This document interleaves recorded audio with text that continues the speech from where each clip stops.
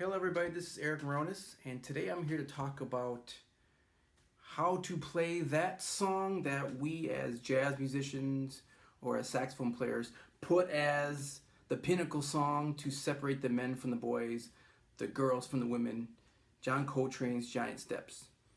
And in my opinion, which I'm going to talk about in a second, it's really an easy song, surprisingly. And let's talk about the two things that I think is why we assume Giant Steps is hard. The first thing is that the changes, or the formula, or what we consider Coltrane changes, which I'll talk about in a little bit. Learning how to maneuver the changes is what makes it hard, but not really. But what really makes it hard, especially that first thing, is the second thing, which is everybody always wants to play Giant Steps really fast. So playing it fast and trying to get it technically right on top of the formula is what makes it doubly hard. But if you play Giant Steps at chord note equals 100, it's really easy if you practice the formula of it. And let's just talk about the formula. And again, let me just say this. I am not a jazz theory person. I'm not a pure music historian. I'm not a John Coltrane purist who understands everything perfectly. This is just my opinion of what it is and my approach to how to practice this song. And we'll see how it goes. So I'm going to be talking in the tenor keys. So technically, Giant Steps only deals with three keys. The key of C sharp, the key of A, and the key of F. And those three keys are separated by a major third. C sharp down a major third is A, F down a major third is F. So C sharp, A, and F. If you are 100% comfortable or confident in those three keys, C sharp, A, and F, then you will pretty much understand this cycle, this what we call Coltrane changes, at least in regards to Giant Steps. And then when you're comfortable with the C sharp and the A and the F in the little circle here, then you have to understand that now in the cycle you have to play the 5 chord that resolves to that 1 chord of each of these keys. So C sharp, now before we get to the A, you have to play the dominant of A, which is E7, then it goes to A, and then before you get to the F, you have to play the dominant of F, which is C7 to F, and then later on you can play the dominant of C sharp, which is G sharp 7, which goes to C sharp. So that's all it is how do you maneuver, you get comfortable with that cycle, and then you got it. And then to me, it's really just 1, 5, 1, 5, 1, 2, 5, 1, 5, 1, 5, 1. So when you are able to understand the cycle or the formula of what is going on and you practice it and you get it comfortable at a slow tempo, then you just slowly kick up the tempo and you get faster and faster and faster, and then that's how you're able to maneuver this song. So let's just talk about that for a second. So here is chord note equals 100. I'm just going to improvise in C sharp.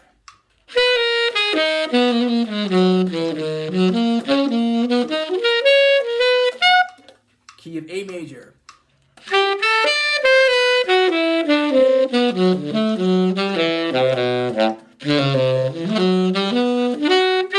Key of F.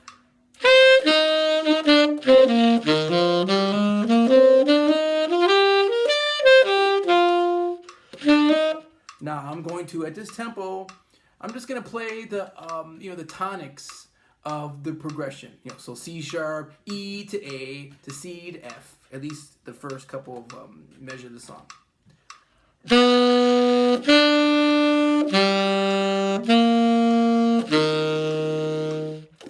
And then the circle kind of shifts, and now it starts in the key of A now. So 2, 5, 1 A.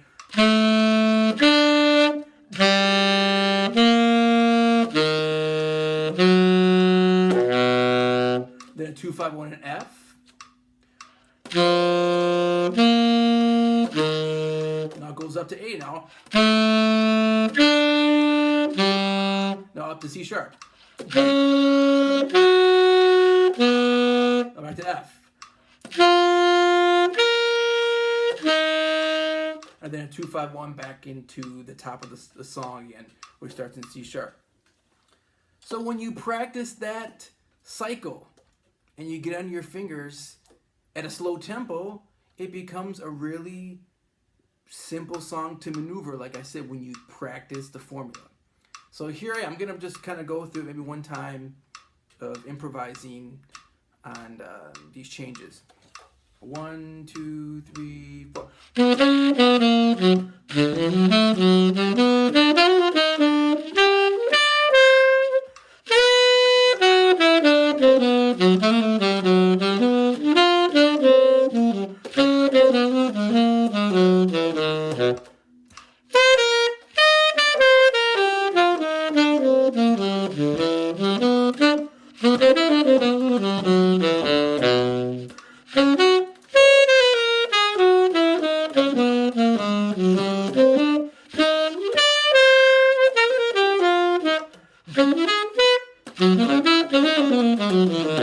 And then we'll get back to the 2-5-1 of the formula.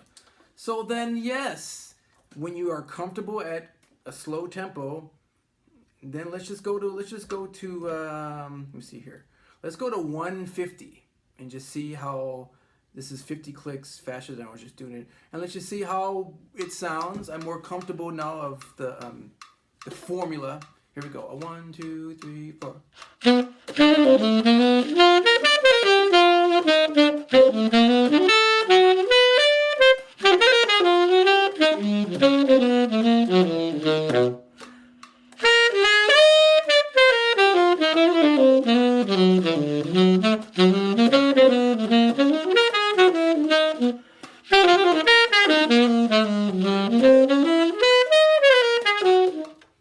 So that was 150.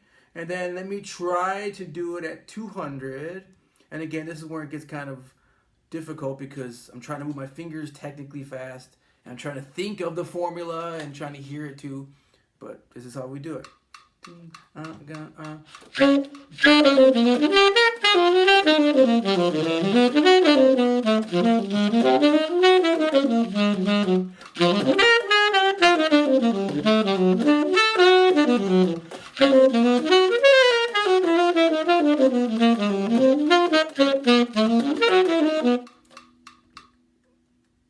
Kinda. So practice it slow, understand the formula, you're able to play this song. And let me just say this. Why should we even play giant steps or practice it? And let me say this. I've been living in Los Angeles for over 20 years as a professional. You know how many times I played giant steps? 0.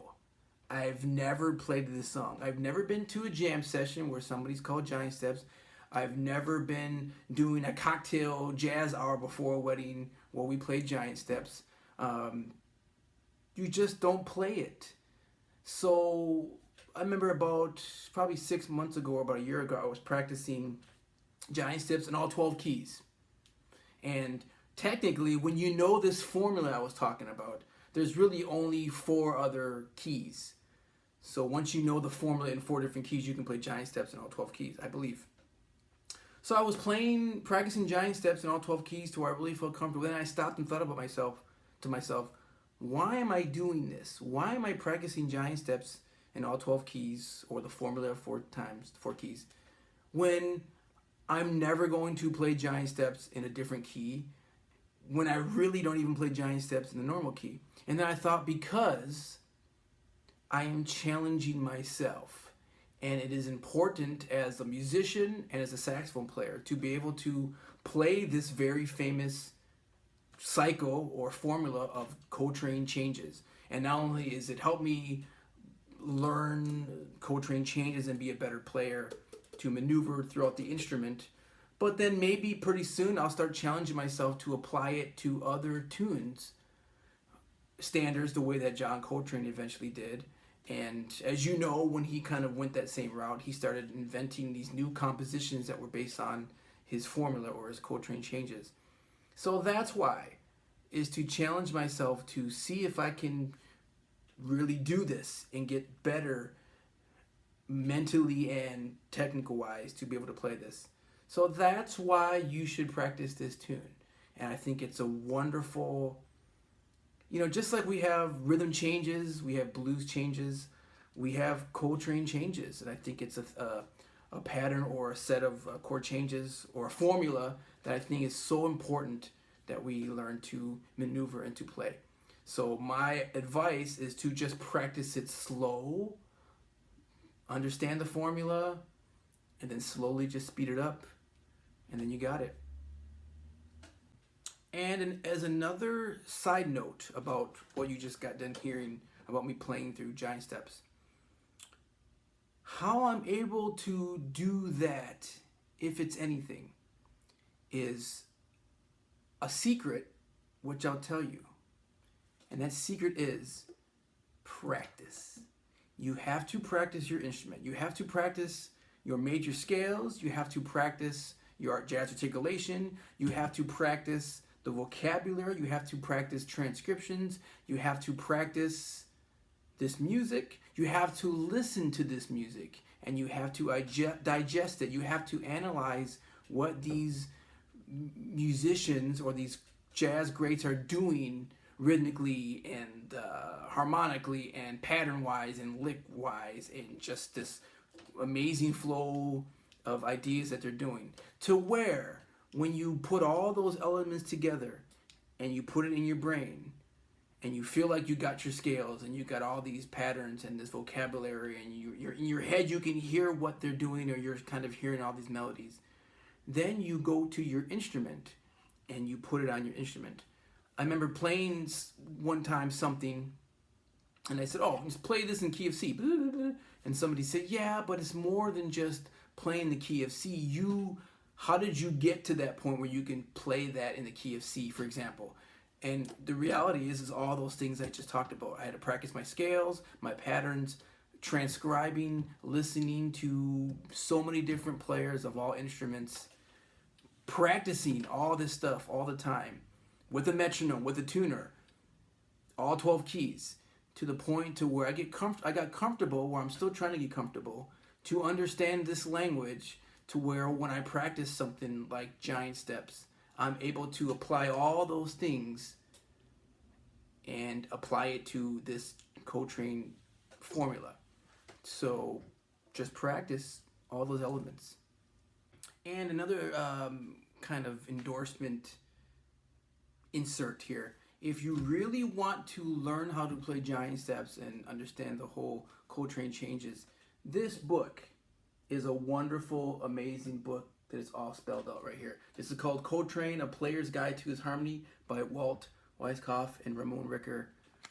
Everything that I'm trying to talk about are just everything that you need to know about the history of Coltrane changes and Giant Steps and all these other tunes of his that are based off these changes, or just how to play this song or anything like that. This is the book, so check it out.